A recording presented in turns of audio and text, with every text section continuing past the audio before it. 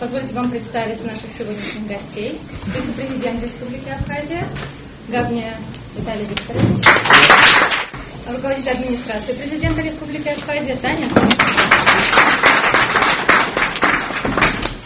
Я, наверное, немного расскажу о нашем совете, буквально в двух словах, и мы непосредственно приступим к теме нашей сегодняшней встречи. Наш совет был создан относительно недавно, в апреле этого года. В него входят студенты кафедры международных отношений, наиболее отличившиеся, в лучшем смысле студенты, наиболее успешные в своей учебе, и молодые сотрудники Министерства иностранных дел, не достигшие 30-летнего возраста. Целью создания этого совета было обеспечение преемственности поколений, поддержание традиций, дипломатической службы и, конечно же, адаптация студентов профильных факультетов к дипломатической службе. Хочу заметить, что у нас проходили встречи с интересными людьми, но подобные встречи в этом формате с представителями государственной службы Республики Абхазия проходят впервые, и хочется надеяться, что эта встреча будет успешна, и это станет нашей доброй традицией. Актуальность и целесообразность сегодняшней встречи и тема сегодняшнего нашего собрания, она, на мой взгляд, очевидна. Ввиду происходящих процессов на международной арене, ввиду стремительно меняющейся геополитической ситуации, необходимость укрепления главных направлений нашей внешней политики, главным аспектом которых является, безусловно, российско-абхазские отношения, на сегодняшний день налицо. И сложно переоценить вклад Российской Федерации в укрепление нашей государственности. И являясь нашим стратегическим партнером, нашим стратегическим союзником, Российская Федерация выступает гарантом нашей безопасности. В свою очередь, Абхазия играет важную роль в отстаивании национальных интересов Российской Федерации как на Кавказе, так и в мире в целом.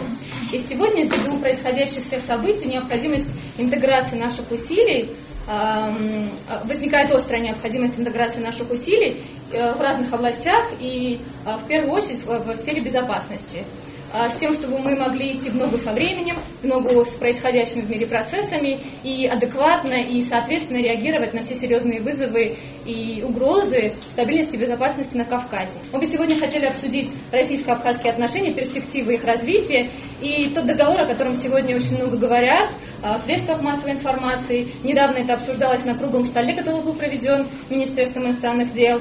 И вы, Астамур Григорьевич, об этом говорили в вашем недавнем выступлении по телевизору. И я знаю, что текста соглашения еще нет, но тем не менее уже есть какие-то наработки. Абхазская страна, вы сказали, готовит пакет предложений. Поэтому ребята, члены Совета, подготовили свои вопросы. Мы бы хотели вас послушать и, безусловно, высказать свое мнение, если это является возможным. Уважаемые наши высокие гости, я думаю, для нас большая честь принимать столь высоких гостей Министерства иностранных дел. А для нашего Совета молодых дипломатов это большая удача, что они могут получить сегодня из первых уст, что называется, важную информацию о том, как будут развиваться российско-абхазские отношения, какова модель этих отношений, которая нам кажется предпочтительной сегодня. И думаю, что будет очень интересная дискуссия. Мы рассчитываем на то, что это, безусловно, дискуссия не последняя. На различных площадках эта тема будет обсуждаться. Уже был круглый стол, организованный Министерством иностранных дел, где обсуждались контуры нового уровня интеграции с Россией. Сегодня в такой аудитории и в присутствии столь высоких гостей мы продолжим этот разговор. Хоть и много было сказано о новом договоре, его еще никто вживую не видел, хотя и президент на инаугурации сказал о том, что до Нового года мы должны принять какие-то обязательства, по срокам тоже выставили. Об этом, в свою очередь, сказал Владислав Юрьевич Сурков. Должен вам сказать, что сегодня президент представил этот договор в парламенте. Мы его официально вывесим на сайте президента. Ровно без ретуши, такой, какой он был. Тот договор, который нам представила Российская Федерация. Далее у нас, после того, как мы ознакомимся, будет возможность говорить о нем предметно. На мой взгляд, основные точки соприкосновения там заложены, но по каким-то отдельным направлениям необходимо уточнение, дабы не было вольности в последующем. Поэтому, что для нас важно? Важно, чтобы не было закрытых решений. Все это мы будем прогонять публично, через парламент. Надеюсь, с вашим советом, в частности, когда мы уже детально с ним ознакомимся, и вы в частности, в силу возраста у вас все равно несколько иной подход, основанный на максимализме. В данном случае, на мой взгляд, это тоже полезно. Нужно понять, что нужен ли нам этот договор или нет. Если есть понимание, что он нужен в силу тех геополитических реалий, в которых мы находимся, и быстротечного времени, во всем остальном есть полное понимание, что мы общую формулу, устраивающих наши стороны, то есть со стороны Российской Федерации и Республики Абхазия, мы найдем. Если я обобщу и скажу, что там мнение каждого будет учитано, наверное, сколько мнений, столько и... Но то, что это будет открыто, в том числе, хотелось бы надеяться, что и непосредственно с Совета предложения туда войдут, где мы в основной документ включим. Это уже будет некий шаг с вашей стороны и в целом с нашей стороны. Спасибо. Сегодня в парламент был направлен тот документ, который мы получили по дипломатическим каналам от российской стороны. Мы предварительно ознакомились с этими предложениями. В то же время я хочу сказать, что работа абхазской стороны по выработке своего видения нового формата взаимоотношений с Россией идет. Мы рассмотрим предложения и российской стороны, вынесем на рассмотрение наши предложения. Мы ждем предложений депутатов парламента. Начнется соответствующая нашему закону процедура согласования с различными ведомствами Республики Абхазия с тем, чтобы они предложили свое видение по тем или иным аспектам этого договора.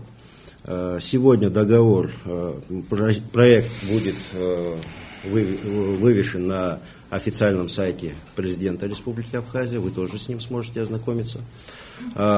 Если в целом говорить о документе, конечно, у нас совпадает видение относительно идеологии наших будущих взаимоотношений с Россией. Это равноправные отношения. Потребность, не идет речь об отмене тех договоров и соглашений, которые были заключены ранее. Более того, договор будет исходить из положений тех документов, в частности, нашего большого договора о дружбе и сотрудничестве. То есть задается новая динамика нашему сотрудничеству. Как справедливо было отмечено, прежде всего речь идет о вопросах обеспечения обороны и безопасности, формировании общего контура обороны и безопасности, формировании системы коллективной безопасности. Отражены в российском проекте идеи о том, что Россия будет поддерживать процесс дальнейшего признания независимости Республики Абхазия, вступления ее в международные организации. В частности, особо отмечена идея возможной интеграции Абхазии в формирующийся Евразийский союз. Да. То есть этот документ, он открывает новые окна возможностей, он может дать новый импульс нашему сотрудничеству. В то же время, конечно, даже вот исходя из того, что мы изучили на данном этапе, не по всем положениям этого документа есть совпадение наших позиций с российской стороной. Но это нормальный процесс. Мы находимся на высокой степени взаимного доверия. Я думаю, что эти все проблемы будут сняты. Этот процесс будет проходить абсолютно транспарентно. Да. И у экспертного сообщества будет возможность высказаться по тем или иным моментам этого документа. Естественно, мы надеемся, что к этому приложит свою руку и МИД, и в том числе Совет молодых дипломатов. Так что мы открыты для такого сотрудничества. Если есть у вас какие-то вопросы, мы готовы на них ответить. Меня зовут Саид Барганджи, я являюсь референтом отдела Европы, США и Канады Министерства иностранных дел Республики Абхазия. Развитие российско-абхазских взаимоотношений является приоритетом для внешней политики Абхазии. Как уже отмечалось ранее, Россия выступает гарантом безопасности Абхазии. Абхазия же, в свою очередь, является важным элементом безопасности России на юге. В условиях современной глобализации и политической нестабильности во всем мире необходимость выведения российско-абхазских отношений на качественно новый уровень, она очевидна. И это также отмечалось ранее. Уже прозвучали выступления президентов России и Абхазии о необходимости, подписании российско-абхазского рамочного договора, в котором будут обозначены наиболее важные параметры российско-абхазского сотрудничества. Вот в связи с этим хотел бы попросить вас прокомментировать предварительные итоги, результаты российско-абхазского сотрудничества за период с 2008 года по настоящий момент. Прежде всего я хочу уточнить, что рамочный договор между Абхазией и Россией, он существует, этот договор 2008 года. Необходимость заключения нового договора, она связана с меняющейся геополитической ситуацией. Да. И с теми интеграционными процессами, которые развиваются на евразийском пространстве. То есть Абхазия должна быть встроена в этот современный тренд, инициатором которого является Российская Федерация, наш главный стратегический партнер. С этим связана необходимость заключения нового договора. Да, естественно, мы должны следовать тем соглашениям, которые были подписаны ранее в различных сферах. И в этом договоре эти обстоятельства тоже отмечены. В частности, соглашение по таможенным делам, соглашение в области охраны границы.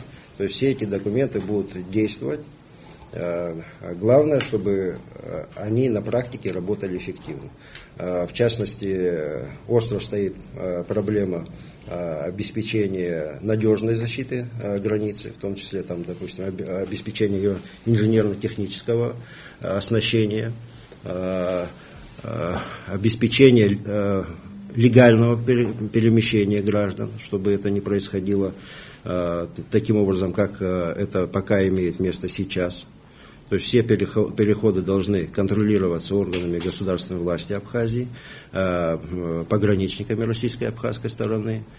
Переход должен осуществляться абсолютно легально. То же самое касается перемещения грузов в ту и другую сторону. То есть вопрос, мы знаем, что остро стоит вопрос трансграничной преступности в Гальском районе.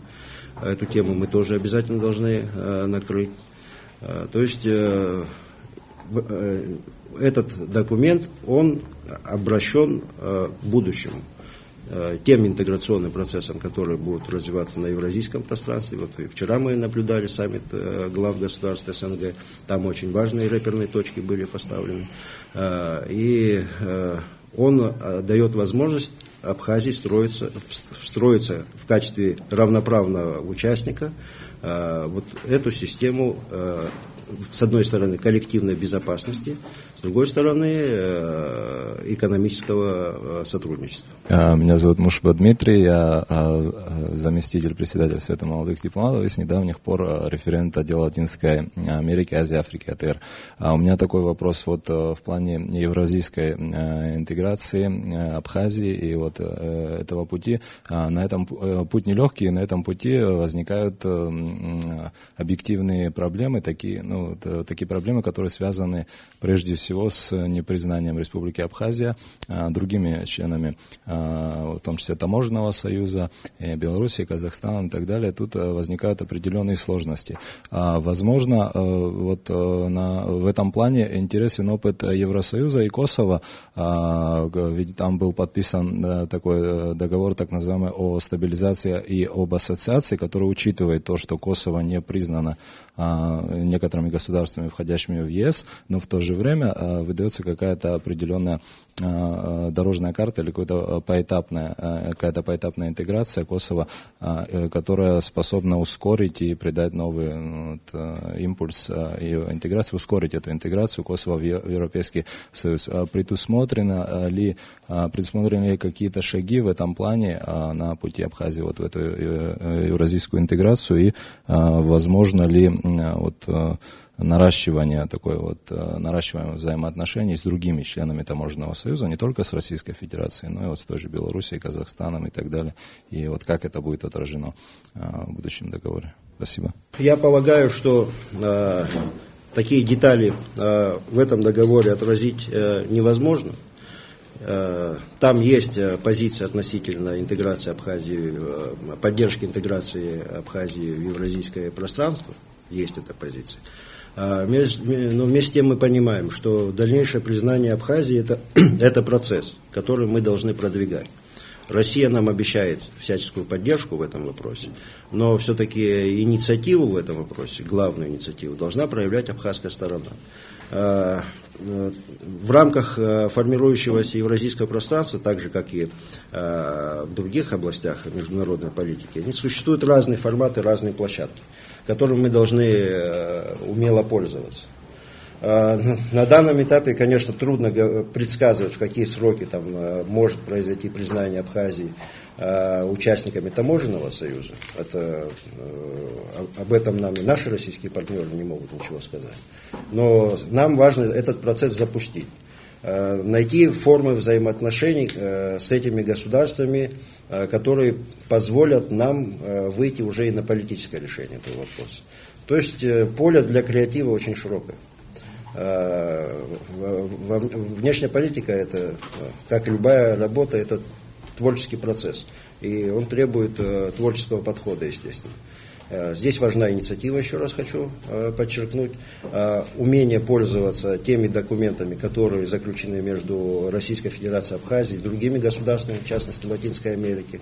Там тоже достаточно перспективное направление. Вот вы тем более работаете в этом соответствующем отделе Латинской Америки. Мы знаем, какие возможности есть, допустим, у той же Венесуэлы. Эти возможности обязательно тоже нужно использовать.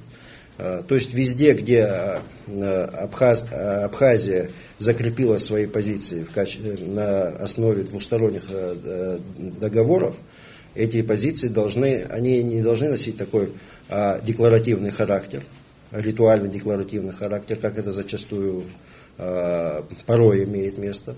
То есть наши взаимоотношения, дипломатические взаимоотношения с этими государствами должны наполняться реальными смыслами. Реальный смысл это, конечно, и более широкий спектр сотрудничества в области экономики, в области решения различных гуманитарных вопросов, научное сотрудничество, образовательное сотрудничество. То же самое можно сказать о взаимоотношениях с странами, которые участвуют в евразийской интеграции. То есть под лежачий камень вода не течет. Мы должны все эти направления отрабатывать. И российская сторона нам в этом вопросе будет оказывать содействие. Как в вопросе вступления в международные организации, так и в налаживании двухсторонних отношений с третьими странами. Меня зовут Ахвледяни Аляс, я являюсь студентом 5-го курса международные отношения. Я бы хотел затронуть сферу безопасности.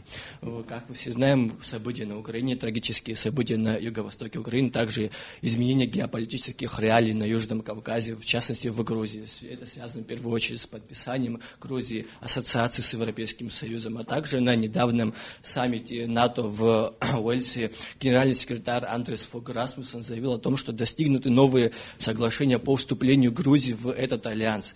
Также надо сказать о том, что недавно в Тбилиси прошла встреча министра обороны США Чака Хейгела с министром обороны Грузии. В частности, они поддержали идею о дальнейшем сотрудничестве двух стран в сфере обороны. В частности, и то, что Грузии будут поставляться военные самолеты США.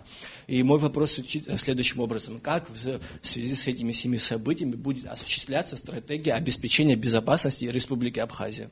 Я думаю, что эти параметры должны быть четко отражены в том документе, который готовят сейчас, в тех предложениях, которые готовятся абхазской стороной, потому что мы ждем от общего контура обороны прежде всего укрепления нашей системы безопасности, повышения возможностей наших вооруженных сил. Повышение возможностей оно должно предполагать и материально-техническое обеспечение, и модернизацию систем вооружений, которые есть, которые должны поступить на вооружение нашей армии. Это модернизация системы управления обязательно должна быть осуществлена.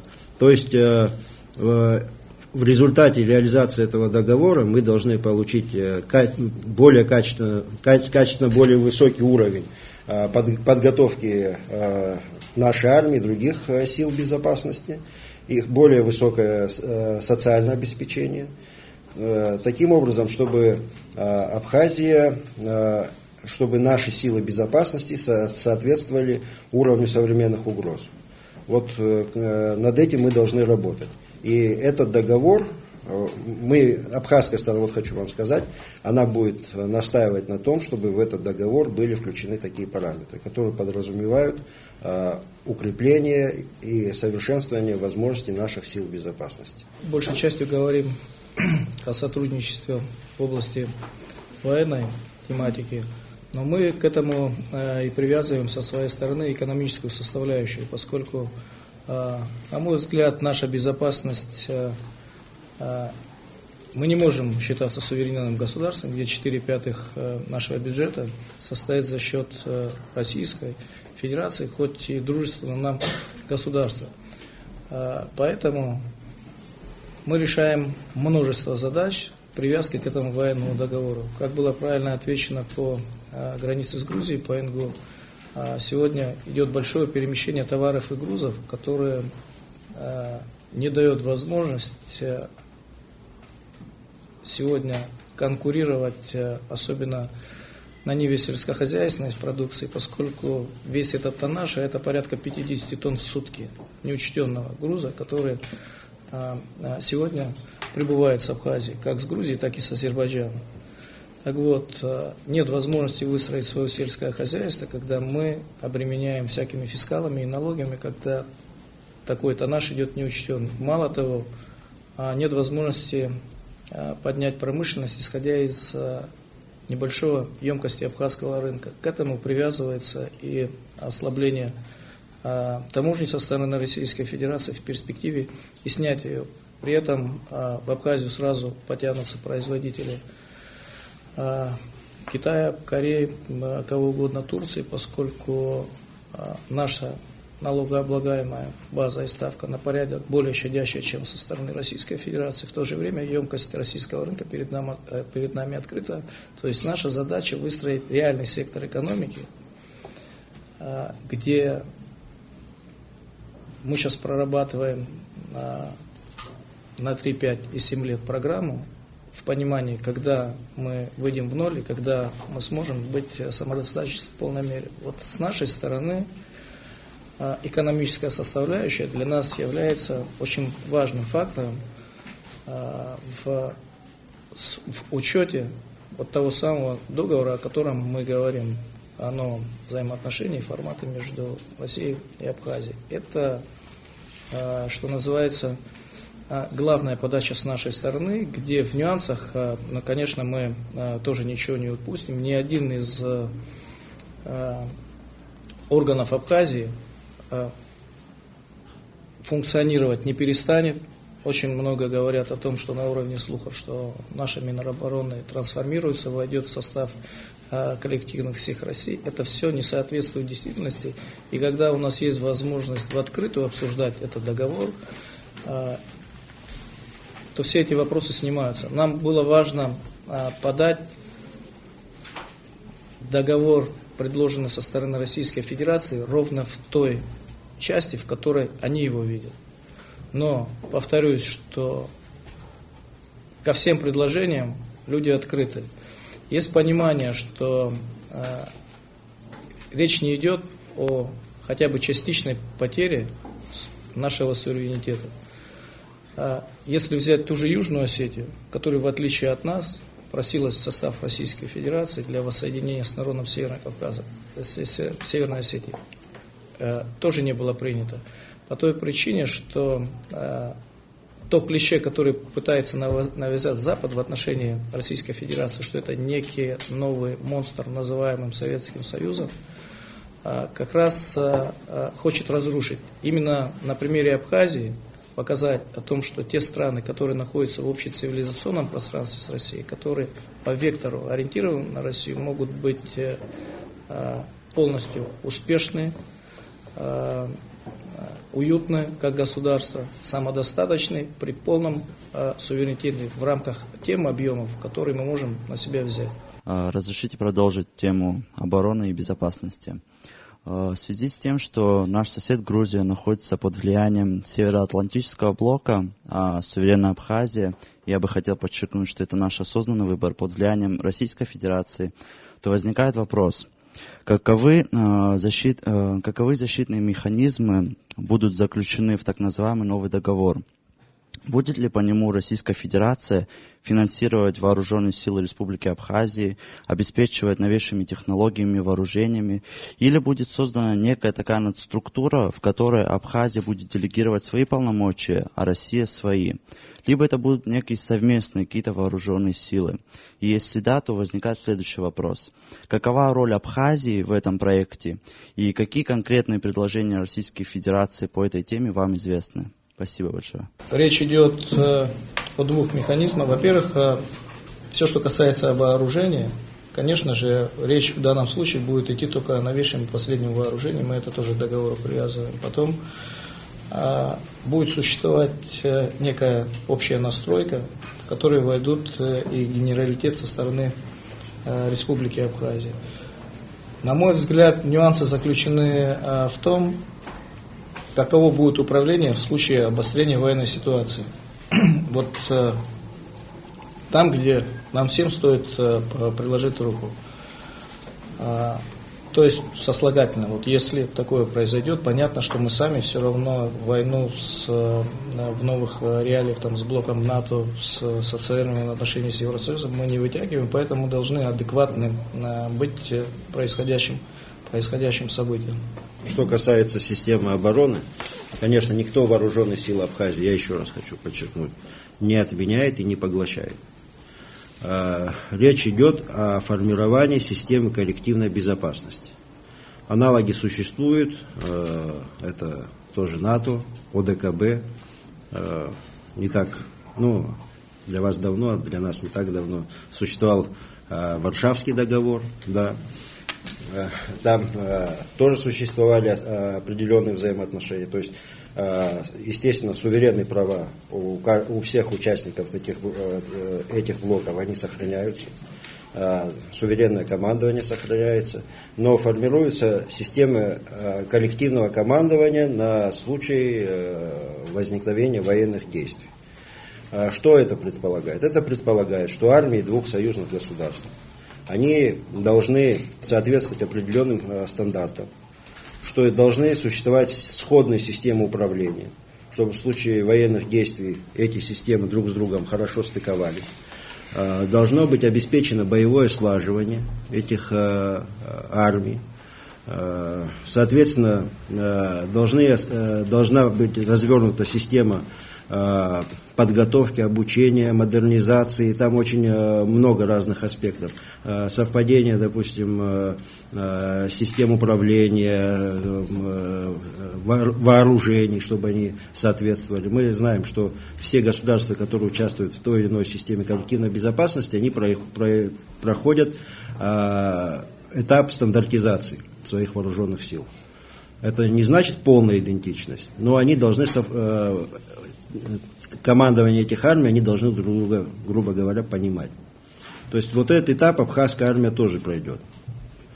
И мы надеемся, что в последующем эти взаимоотношения с Россией позволят Абхазии в дальнейшем строиться в качестве равноправного участника в ту систему коллективной безопасности, которая существует между Россией и другими государствами, тот же ОДКБ.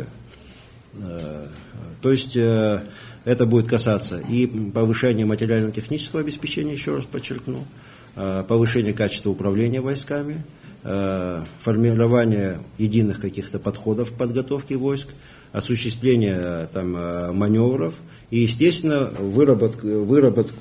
касается выработки системы командования на случай возникновения военных действий. Вот эти вопросы будут отражены. На наш взгляд, в том проекте договора, который представлен российской стороной, недостаточно это расписано. Мы свои идеи тоже предложим. Надеемся, что вы тоже каким-то образом подключитесь к этому процессу посредством нашего уважаемого Министерства иностранных дел. В докладе исполняющего обязанности министра внутренних дел Республики Абхазия Рауля Валерьевича Лоула на круглом столе Министерства иностранных дел по российско-абхазским отношениям была озвучена идея о создании координационного центра органов внутренних дел. И скажите, пожалуйста, является ли необходимостью создания данного координационного центра и как будет проводиться работа в нем, в каком русле и является ли это важным сейчас? Положение в российском проекте отражено. На наш взгляд, оно нуждается в существенном уточнении. Мы видим, такой координационный центр необходим. Нужно определить его функции. На наш взгляд, функции должны заключаться в следующем, что стороны должны оказывать консультативную помощь друг другу в борьбе с трансграничной преступностью, с особо опасными видами преступлений. Должен осуществляться обмен этой информацией. Мы надеемся, что будет оказана какая-то методологическая помощь в повышении эффективности наших сил правопорядка. Возможно, это будут какие-то тренинги. То есть мы видим функционирование этого центра в аспекте координации в области информации, повышения подготовки сил правопорядка и осуществлении возможных совместных действий по борьбе с организованной преступностью. Вот в этом аспекте мы видели бы работу этого координационного центра. Такие примеры есть, например, такие взаимоотношения существуют. Есть соответствующие центры по борьбе с наркотиками, куда входят, допустим, страны Средней Азии и та же Россия. Да, там осуществляется соответствующая координация. То есть вот именно в этом аспекте мы видим это взаимодействие с российской стороной. Нала Аргун, международные отношения, 4-й курс. Безусловно, я думаю, все согласятся с тем, что интеграционные процессы являются характерными для того времени, в котором мы сегодня с вами живем. При этом независимость абхазского государства является высшей ценностью для большинства граждан Республики Абхазия. Это объясняется понятными причинами, войной и долгим путем, сложным путем к независимости, через который прошел весь наш народ. Вы говорили об этом выше, и я думаю, это также неоспоримо, что политическая независимость, как разговоры о политической независимости, они не являются такими серьезными, их не будет воспринимать серьезно без минимизации экономической зависимости на сегодняшний день. Если можно немножко поконкретнее, как вы планируете достичь этой экономической независимости? И также интенсивные интеграционные объединения, они менее болезненные и позволительны для стран, которые уже доказали свою состоятельность, которые признаны международным сообществом. Нам вот эту состоятельность еще предстоит доказать. И как, на ваш взгляд, можно объединить два таких, на первый взгляд, несовместимых процесса, как политическая независимость и интеграция? Спасибо. Вопрос очень хороший. Масштабный. Спасибо за интересный вопрос. Даже в ходе интеграции все участники этого процесса, мы это видим даже на примере той же Европы, они максимально пытаются защищать собственные интересы, в том числе экономические. Да. Интеграция не подразумевает слияние. А интеграция предполагает взаимодействие в общих интересах, во взаимных интересах, точнее. Именно таким образом мы рассматриваем интеграцию с Россией.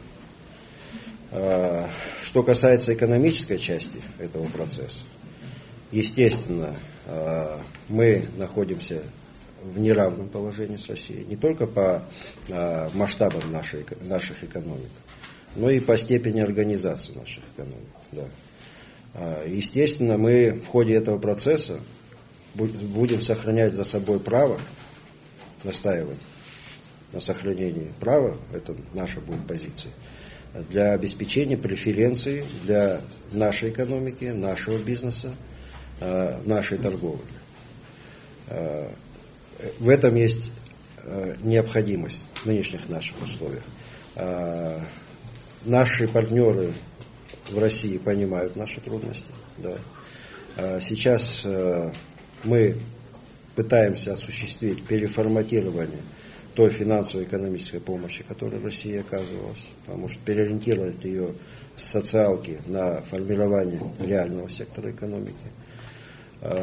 Мы заинтересованы в сохранении тех преимуществ, которые в области таможни, которые мы за собой зафиксировали. Как вы знаете, Россия взяла на себя определенные обязательства, а абхазская сторона продолжает взимать таможенную пошлину. То есть там, где есть необходимость, мы будем этому принципу следовать. Мы не можем позволить, чтобы, допустим, в результате интеграции пострадали наши экономические интересы. Наоборот, мы заинтересованы в том, чтобы интеграция дала возможность интенсивно развиваться бизнесу, чтобы она позволила привлечь сюда инвестиции.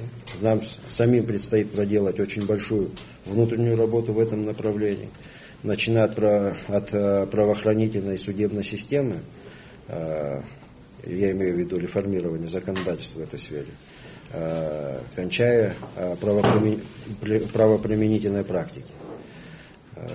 Очень большая должна быть проделана работа, на мой взгляд, средствами массовой информации, в плане повышения привлекательности Абхазии в качестве делового партнера. Мы, то есть, если говорить в целом, мы не собираемся отказываться от политики, более того, мы собираемся ее формировать от политики защиты собственных экономических интересов. И рассчитываем, что новый договор с Россией, интеграционные процессы, которые будут развиваться, будут работать в этом направлении. И те предложения, которые... Ведь на этом договоре наши... Это же не заключительный договор, это же не точка в наших взаимоотношениях с Россией. Будут другие соглашения, другие документы. При их выработке мы будем исходить из основного нашего принципа. Защита наших национальных государственных интересов. Знаете, у нас была поездка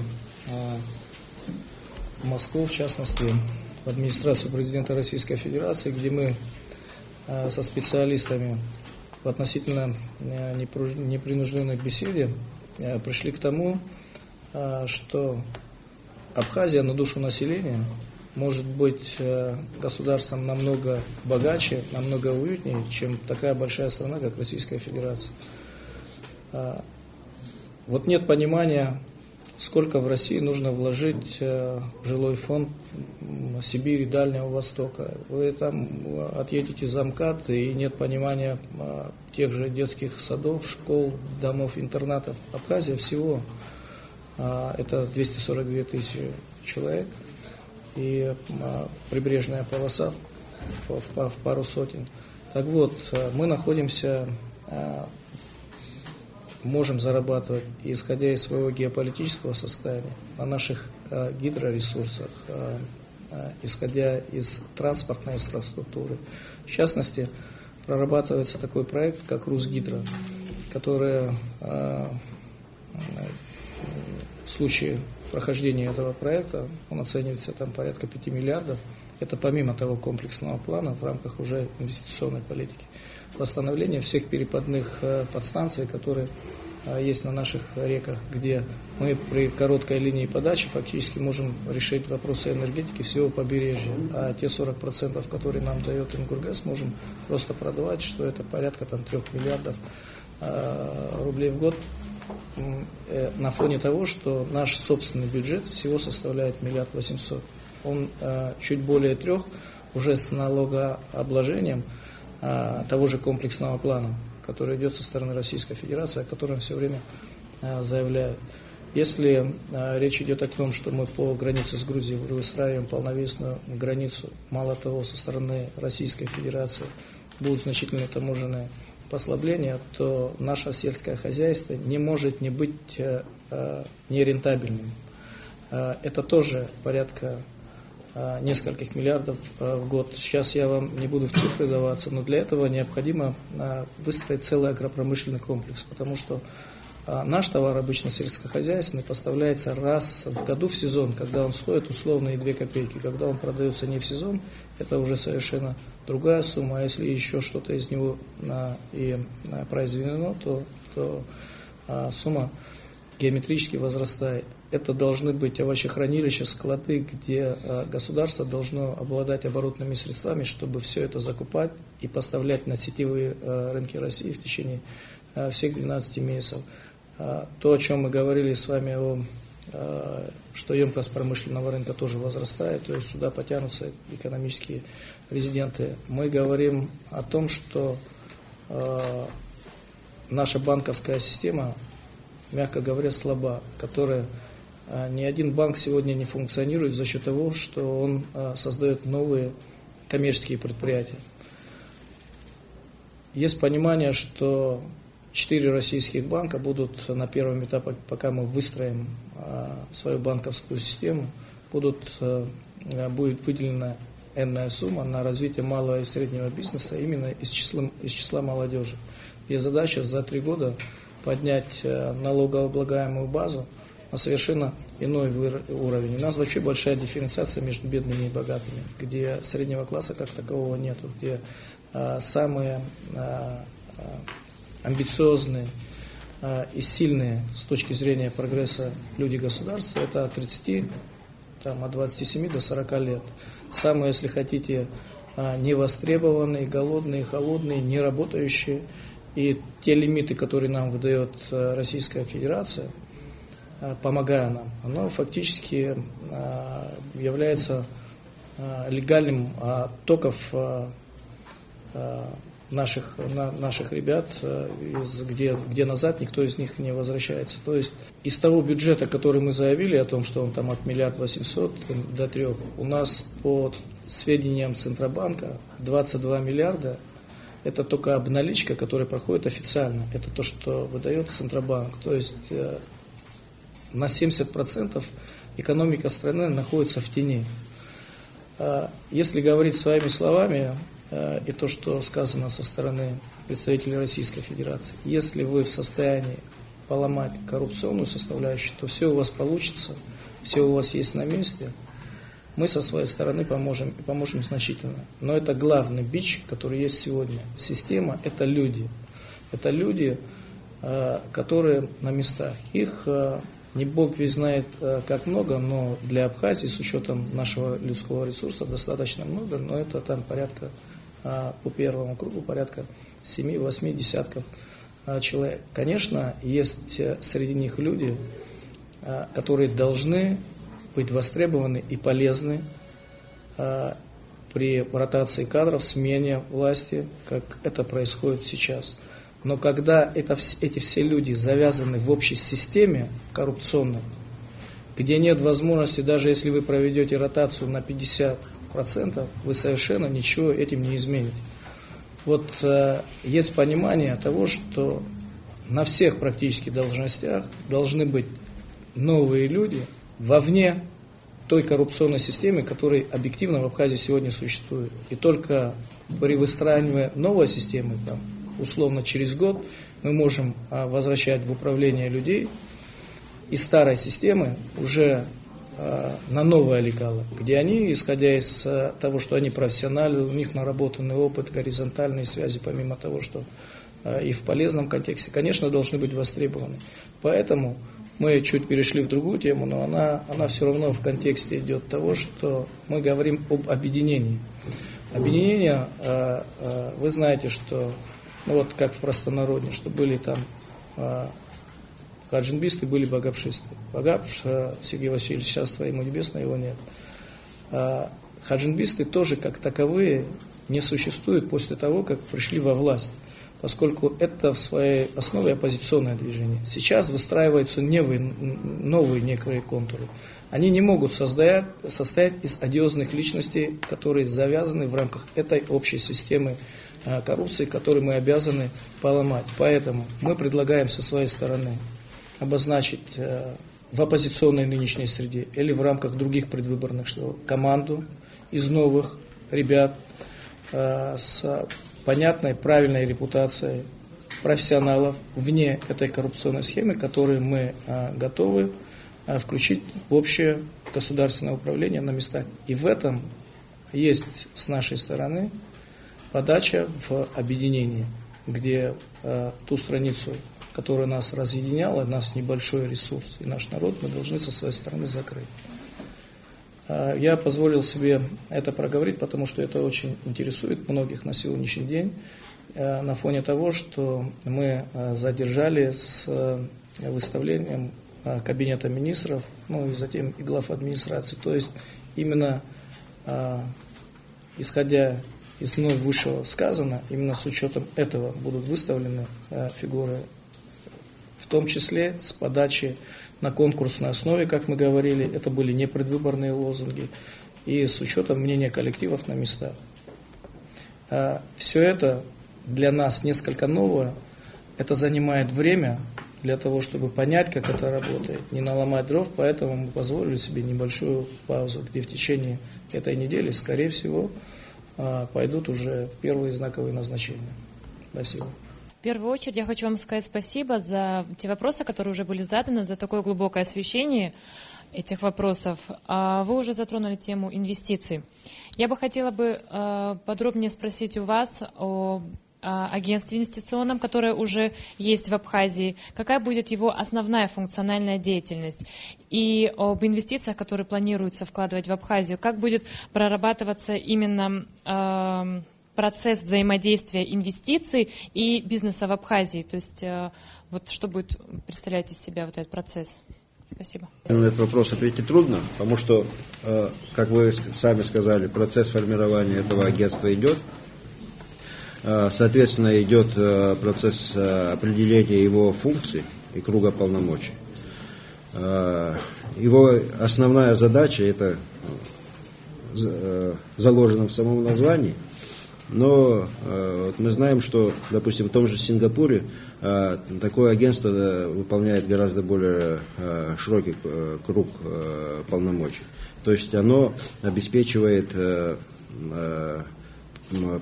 приход инвестора и путем оказания правовой помощи, помощи там, в обеспечении бизнеса соответствующими коммунальными услугами, электроэнергией и тому подобное. То есть ведет инвестора от начала до момента образования бизнеса.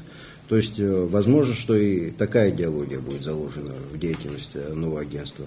Но, к сожалению, более детально я вам сейчас об этом сказать не могу, потому что этим вопросом, специфическим вопросом, сейчас его проработкой занимается правительство. Да, то есть этот процесс, он идет на формирование этого агентства находится в процессе, поэтому я более детально вам ничего сообщить не могу, к сожалению. Я добавлю, есть понимание, кто возглавит этот комитет, это будет Саур Артемович Муклабия. Комитет будет непосредственно при администрации президента. Нужно понимать, как это направление работало до сих пор, что все инвесторы выходили лично на президента, и он был тем звеном, который решал там, кому пройти, кого помиловать, а кого отбросить. Вот я сегодня уже вступил в свою должность. Мой кабинет вице-президента – это тот кабинет, в котором раньше работал Александр Золотинскович. поскольку правое крыло – это крыло вице-президента, левое – это крыло президента, где по каким-то причинам человек не хотел находиться в кабинете Сергея Васильевича Багапши или первого президента. Так вот, я порядка 2 недель разбирал проекты, которые были представлены на имя президента. Это были, на мой взгляд, все очень нужные проекты государства. По аэропорту, по переработке мусора, по ЖКХ, по медицине, по транспортной инфраструктуре, где каждый проект было с десятки. В том числе были очень интересные проекты, в которые вкладывалось в логистику и вообще вот саму подачу, там порой до 250 тысяч долларов. Мне непонятно, с чем было связано, что ни один из этих проектов не прошел, тем самым, на мой взгляд, Абхазия не развивалась. Именно, в том числе именно вследствие того, что эти проекты не было вдохнуто в них в жизнь. На сегодняшний день такого рода проекты проходят через отдельных лиц, занимающиеся посты в государстве. По сегодняшний день, за 2 недели, на меня вышло порядка 7 инвесторов, которые хотели в моем лице заручиться, как эта система работает, лобби. Как правило, друзья, это работает так, что кого-то из структуры, допустим, в данном случае мой интерес закладывается на российской стороне, и ровно на эту дельту я должен отжать со стороны интересов государства. Тогда инвестор ничего не теряет, но в лице определенного чиновника прорабатывает себе значительного лоббиста. Вот для того, чтобы этого не было, необходимо это агентство, которое должно состоять всего из 3 человек, где по каждому проекту в отдельности должна быть создана рабочая группа профессионалов, которые в зависимости от направления должны войти и с Министерства финансов, с таможни, откуда угодно. Если надо, даже из парламента, если для этого необходимо, в том числе и наших общих интересов, поджать наши законы. Если тогда будет всегда у нас конкурсность за неполные 3 недели, у нас по каждому направлению уже выстроилась конкурсность по 3-4 направлениям. То есть есть возможность выбрать, исходя из имени человека, исходя из тех условий, что он предлагает Абхазии. Если кто-то на каком-то этапе вложил свои интересы, то этот проект не пройдет по той причине, что там интересы государства автоматически они занижаются, иначе нет смысла в этой подаче. И конкурсность нам необходима, потому что пройдет лучший проект, самый чистый проект. А для этого необходимо агентство, которое будет этим заниматься. В нашем случае вся вертикаль власти завязана на президенте. Нам необходимо время для того, чтобы выстроить эту горизонталь, в том числе и оставлять финансовые средства на местах, для того, чтобы они могли решать вопросы в рамках их компетенции. Поскольку наша задача выстроить систему, чтобы она работала на местах. Ну, друзья, есть, что называется, свои трудности, но есть понимание, что мы со всем справимся, потому что сегодня у нас некий творческий момент, творческий процесс, где никто нас не ограничивает. Сформировалась диаспора из числа абхазов, которые являются и успешными банкирами, и успешными предпринимателями практически в любой отрасли, несмотря на то, что вроде мы народ небольшой. Конечно, нужно их привлекать на уровне вице, на уровне замов, для того, чтобы новые эти технологии, апробированные, которые сегодня существуют, нам даже не сами деньги, наверное, интересуют, хотя во вторую очередь, а в первую очередь речь идет о новых технологиях, которые нам необходимы. И сегодня у нас, друзья, процесс творческий, и время очень быстротечно. Я хочу вернуться к договору, новому проекту договора и поднять вопрос старого договора, базового, рамочного договора, и все сферы сотрудничества, перечисленные вами, указаны в этом договоре. Мало того, по ним можно подписывать еще дополнительные договоры, где более детально будут расписаны сферы сотрудничества в любой области, будь то в обороне, и более 80 договоров, уже соглашений, подписанных для развития базового договора. В чем такая принципиальная необходимость заключения нового договора? Ведь в старый можно внести поправки и изменения и дополнить его нужными статьями. И в чем будет принципиальная разница между данным проектом и действующим договором. И также хочу коснуться термина интеграции. Вообще термин интеграция означает объединение, слияние во что-то общее целое. Если мы касаемся европейской интеграции, то это объединение государств в Европейский Союз и так далее. Что подразумеваем мы под этим словом? Имеет ли это место, этот термин в новом договоре? На этот вопрос я уже отвечал, могу уточнить, что этот договор он будет основываться на рамочном договоре. То есть в иерархии наших договоров с Россией ничего не изменится.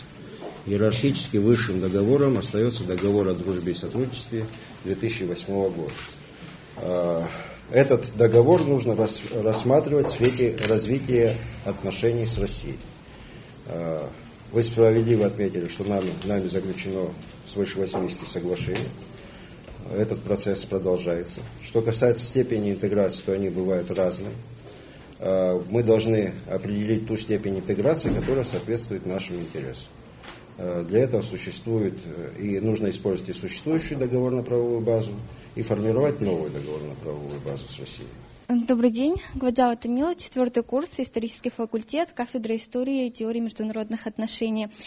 Известно, что Российская Федерация и Абхазия тесно сотрудничают в сфере образования. И, как уже Виталий Викторович сказал, это вот лимиты, которые предоставляются российской стороной нашей абхазской молодежи, и также курс лекций, которые проводят очень опытные преподаватели из известных российских вузов. Но вот очень важный вопрос, он остается до сих пор нерешенным, и это вопрос о признании наших дипломов.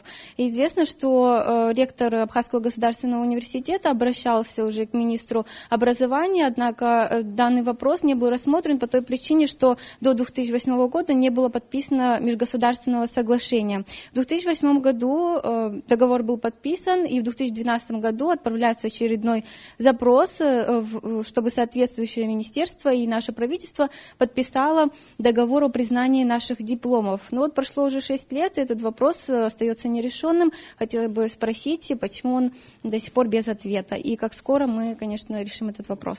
У нас было слишком мало времени, чтобы столь детально разобраться в этой ситуации. Единственное, я вам могу сказать, еще когда был в оппозиции, мне попадался проект соглашения о взаимном признании документов. Но вопрос совершенно справедлив. Видите, сотрудничество между государствами, тем более, которые находятся на таком уровне взаимодействия, как Абхазия и Россия, оно постоянно требует заполнения правовых вакуумов. Я как-то в прямом эфире говорил о том, как развивается сотрудничество между нашими пограничниками. Встали на Ингуле российские пограничники, а в Абхазии действует КоАП 1986 года, в рамках которого они просто не стыкуются. Те правила, по которым они работают, и то, что есть у нас на бумаге, оно по нему невозможно наладить эффективное взаимодействие. И поэтому нам приходится забивать все время эти правовые прорехи. Естественно, в ходе правоприменительной практики возникают такие вопросы. И задача органов государственной власти, Россия это масштабная, там действует масштабная бюрократическая машина. Там эти механизмы, они давно отлажены, может, есть своя специфика, конечно, в России, своя отличная. Но у Абхазии, в отличие от России, есть возможность более оперативно на эти вещи реагировать. В том числе по таким специфическим, но очень важным для нас вопросам, которые вы подняли. Вопрос о о наболевших, о загранпаспортах. Известно, что выданные паспорта, загранпаспорта России в Абхазии, граждан России, там в строке места выдачи написано «Посольство Абхазии». И это составляет посольство России, в Абхазии. И это представляет большую проблему для выездов в Европу, и уже неоднократно нам отказывали в визах. Предусмотрено ли решение этого вопроса в новом договоре, или вообще будет ли это решать, может быть, российская сторона, почему их паспорта не признают в других посольствах, и как-то будем ли решать этот вопрос? То есть менять строку выдачи или менять отношения России, может быть, с посольствами? То есть как этот вопрос будет решаться? Спасибо. Я думаю, что этот вопрос прямого отношения к проблематике этого договора не имеет. На самом деле это вопрос взаимоотношений России с окружающим миром. Да, как более эффективно решать и их вопрос сотрудничества с международным сообществом.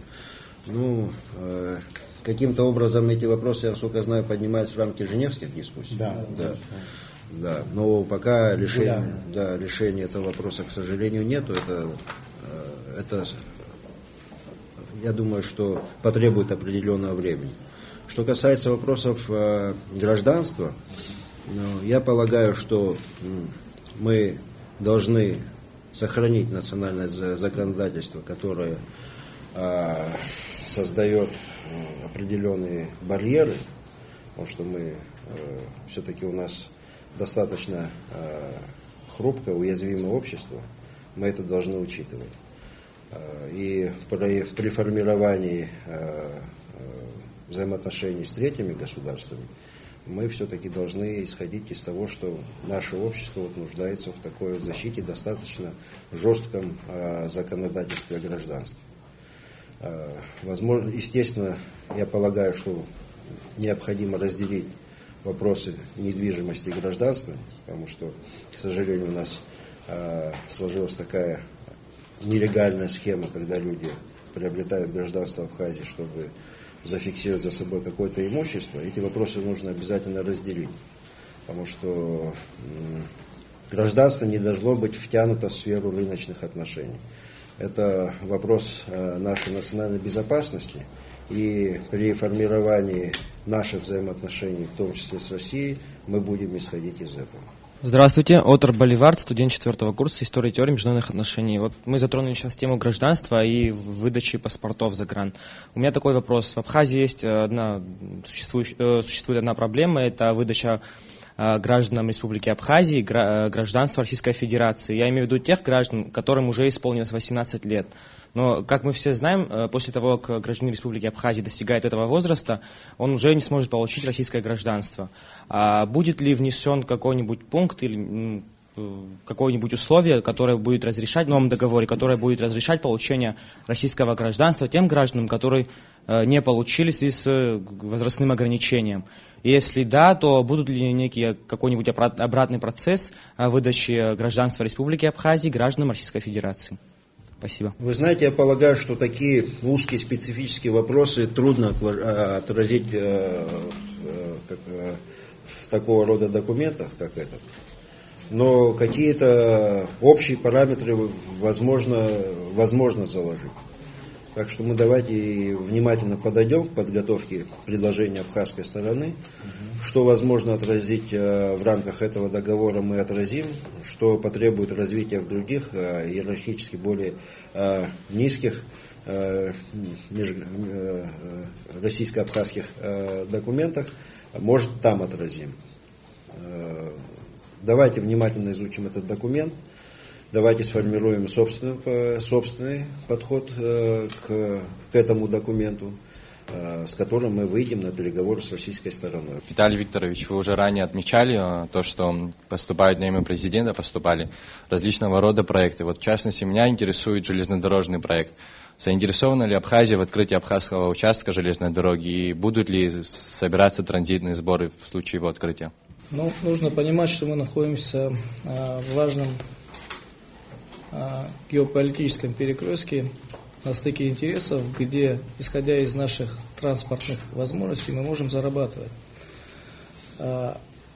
Конечно, наша железная дорога в виде тупикового депо мало кому интересна.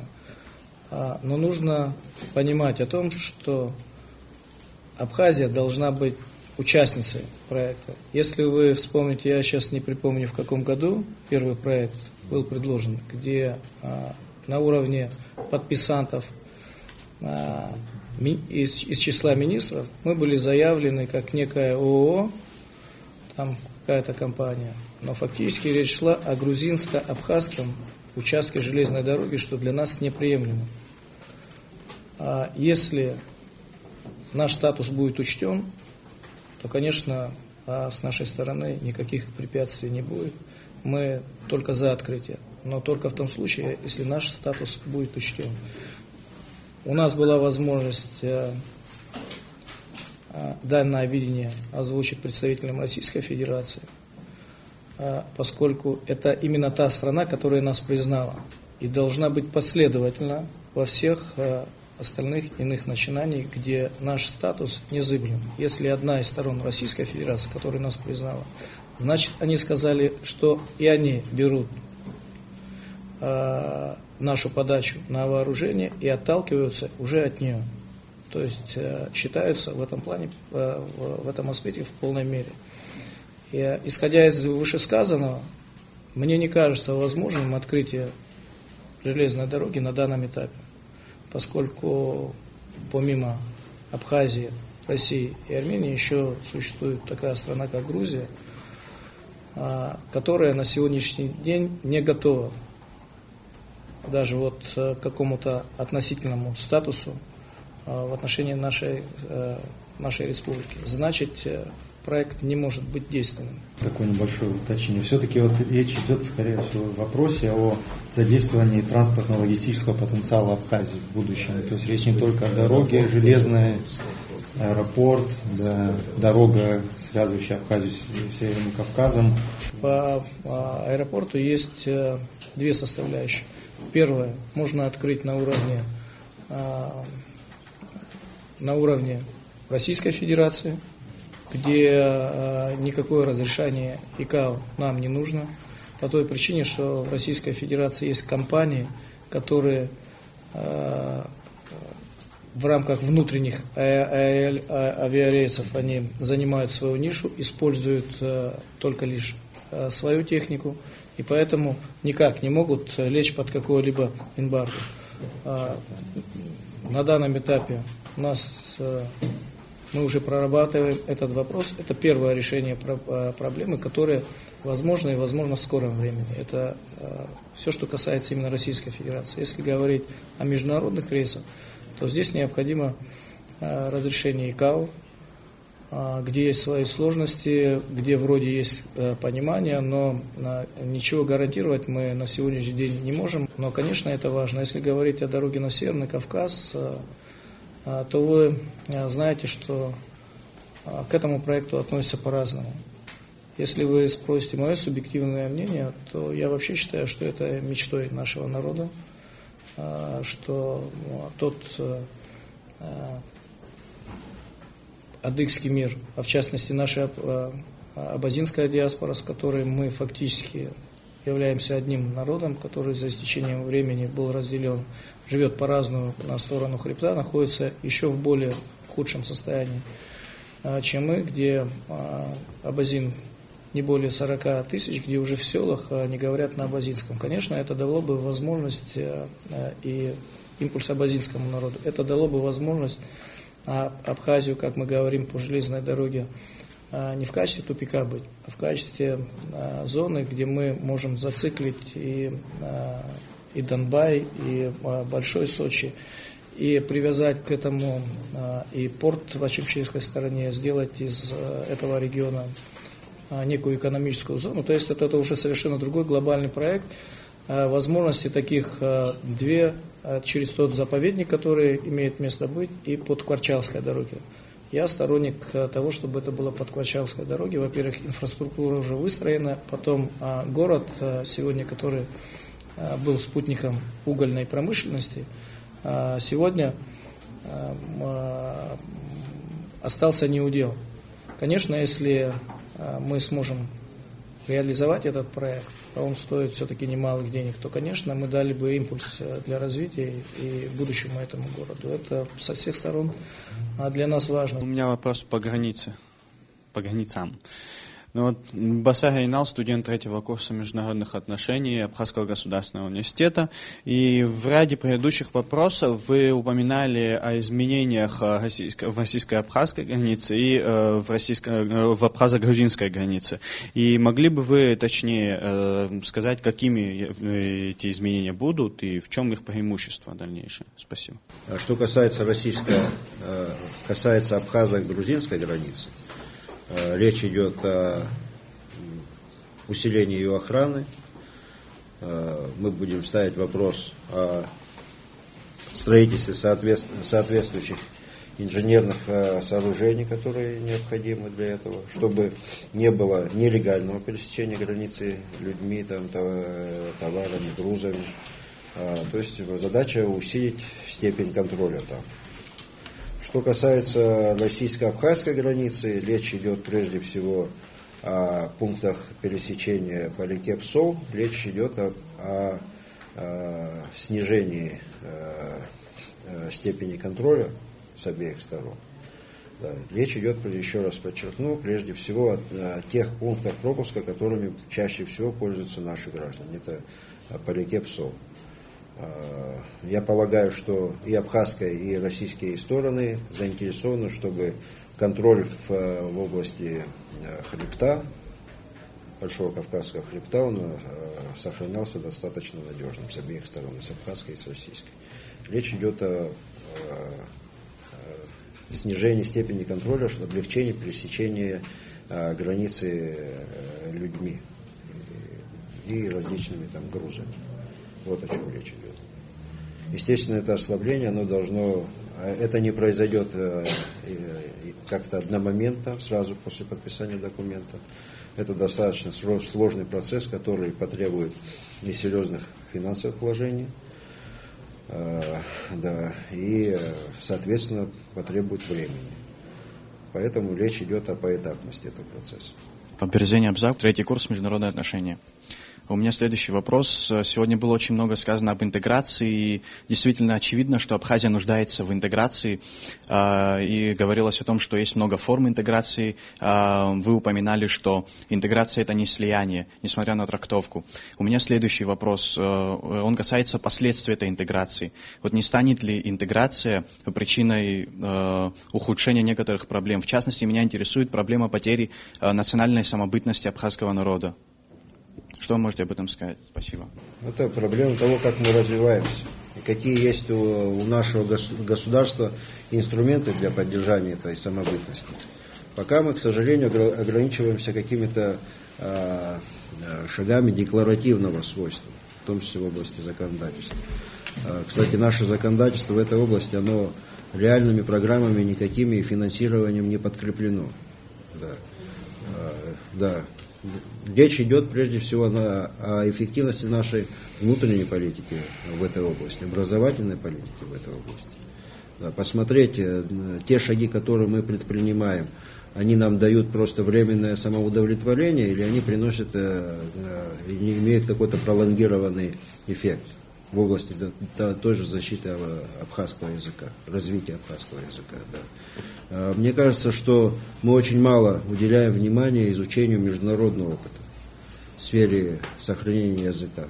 Тот же интересен опыт Уэльса. Мы же видим, какая динамика была за последние 30-40 лет в плане знания уэльского языка.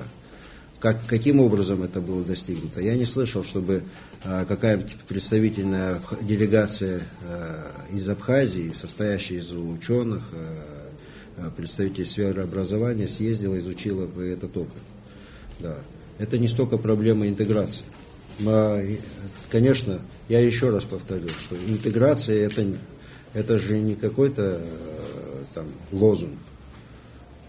Мы должны из интеграции извлечь выгоды для собственного государства и осуществлять ее в тех объемах и в тех направлениях, которые соответствуют нашим интересам. И для этого у государства должен работать мозговой аппарат. Что ему полезно, что не полезно. Государство должно для этого существовать, чтобы оно определило, что ему нужно от этой интеграции. Понимаете? У нас мы не островное государство, да, и мы не можем замкнуться в собственном мире. Да, у нас любые попытки самоизоляции, они, конечно, ведут к потере конкурентоспособности. И в итоге можно иметь такой вот национальный фасад, из которого сбегут люди, которые способны вот в нормальных конкурентных условиях работать. Но здесь нужно найти, здесь это вопрос постоянной поиска гармонии, сохранения себя, своего национального лица, встраивания себя в окружающий мир, потому что тут важно не скатиться из одной крайности в другую. Да. И вообще, если посмотреть на развитие человеческой цивилизации, это постоянно идет борьба между глобализацией и партикуляризмом. Это идет на протяжении тысячелетий. И вот сейчас мы видим, как вот глобализация, вот либеральная глобализация набирала силу, пиком ее было крушение Советского Союза. А сейчас мы видим, как набирает силу в Европе партикуляризм разного толка. Вот посмотрите, та же Шотландия, что происходит в Каталонии. Мы видим, какие кризисы происходят внутри собственного Европейского Союза в связи с подключением новых членов, понимаете? И мы должны учитывать состояние окружающего мира. Да, и как мы сможем соорганизоваться, так оно и будет. Эти вопросы, они должны быть уже обращены у нас в реальную политику. В первую очередь хотел бы вас поблагодарить за сегодняшнюю встречу. Она довольно продуктивна, очень полезная для нас. А перед вопросом хотел бы немного прокомментировать. Вот вы сказали то, что разрабатывается программа на ближайшие 5-7 лет. Я хотел бы высказать свое мнение, то, что я безмерно рад этому, так как я не понимал раньше, как вообще государство может жить без определенной программы на ближайшее будущее. И вот вопрос как раз, возможно ли будет с ним ознакомиться в ближайшее время и посмотреть, какие именно пункты там будут затрагиваться. А теперь касаемо вопроса. Мой вопрос касается и относится к продаже недвижимости. Наш народ довольно-таки дифференцированно относится к данному пониманию. Кто-то высказывается за, кто-то высказывается против. Я бы хотел спросить именно вашу точку зрения по, возможно, будущему проекту. В каких формах оно будет осуществляться, в формах первичного либо вторичного жилья? Это вопрос нашего внутреннего законодательства, каким образом мы будем регулировать вопросы недвижимости. Он прямого отношения к договору не имеет. Здесь опять-таки тот же вопрос. Вопрос гармонии здоровой середины. Да. Нужно, чтобы с одной стороны защитить имущественные права наших граждан, с другой стороны существует проблема капитализации экономики Абхазии. У нас капитализация экономики Абхазии без формирования рынка недвижимости, легального рынка недвижимости, это невозможно, потому что невозможно оценить стоимость товара. Сколько у нас что стоит, в какой зоне какая недвижимость стоит, совершенно понять невозможно. По каким схемам продается, как это оформлено, тоже непонятно. Надо начать, в первую очередь, процесс надо начинать с оформления, принятия современных стандартов оформления недвижимости. Вопрос собственности должен четко регулироваться, потому что в капиталистическом мире собственность это основа вообще, основа и экономического развития, и вообще менталитета людей. Так же, как и права свобод для людей, они являются в государстве основополагающими. Это говорит о том, состоялось государство или нет. Вот то, что сегодня все суды заполнены гражданскими исками, жилищными, это говорит о том, что что-то у нас не так. В силу того, что мы не живем по закону. Если мы не живем по закону, то эта страна не будет в перспективе уютной ни для кого. Просто закончится тем, что те люди, у которых есть возможность, более амбициозные, там, прогрессивные и сильные, будут искать другие возможности для реализации своих возможностей на сопредельных странах. Поэтому проблема существует. Если она существует, отмахиваться от нее нельзя.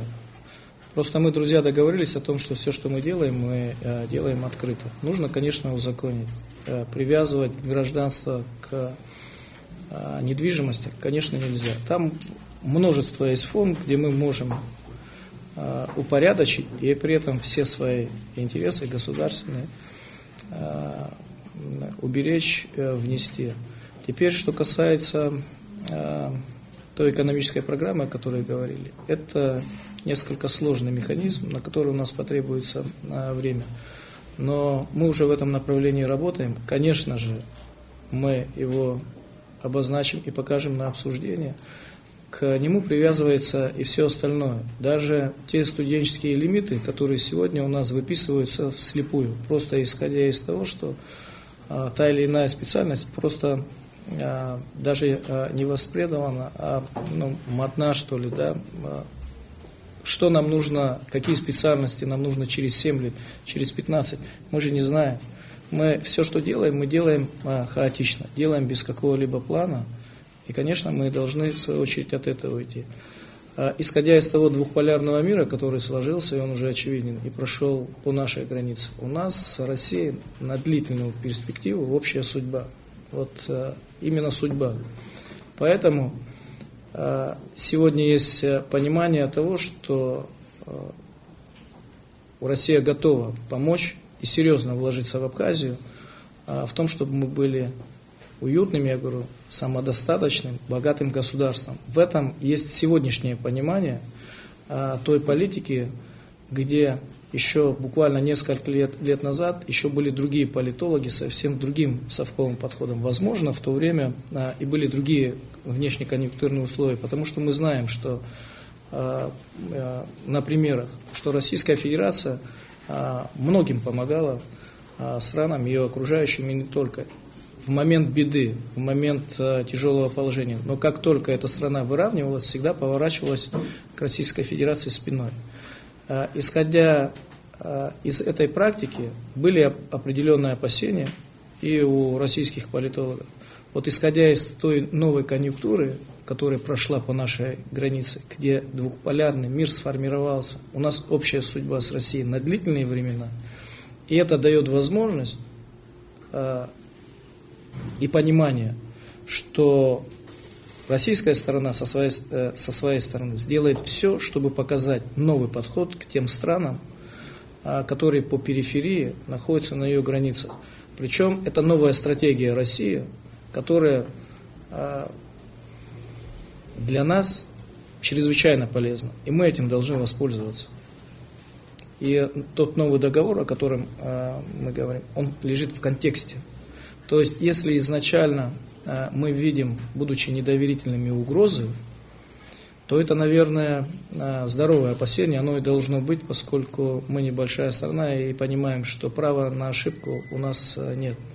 Но в то же время должны быть адекватны происходящим вокруг нас событиям. А главное, что мы ушли от конъюнктурности, от конъюнктурщины, ушли от теневых принятий решений. Все, что мы делаем, мы будем делать открыто. Если это признается обществом, то значит так тому и будет. Если в этом есть полезность для нашей страны, значит так и будет. И мы предлагаем напрямую вам в этом участвовать. Не цепляться за сами формулировки. Они ни о чем. Вы все люди образованные, креативные, смелые и амбициозные. Вам, как называют, флаг в руки. Поэтому давайте мы следующую нашу встречу уже посвятим некому конкретному пониманию прямо по самому договору, о котором идет речь. Или хотя бы в той части, которая для вас является нарекательной. И мы со своей стороны обещаем, что мы это включим в общую разработку. Сам факт этой встречи свидетельствует того, что руководство Абхазии готово в таком открытом, честном, профессиональном формате обсуждать вопросы общенационального значения. Планируемый к подписанию договора, это как раз такой вопрос, потому что Это работа по популяризации каких-то идей, которые в этом договоре будут, по снятию опасений, которые могут возникать.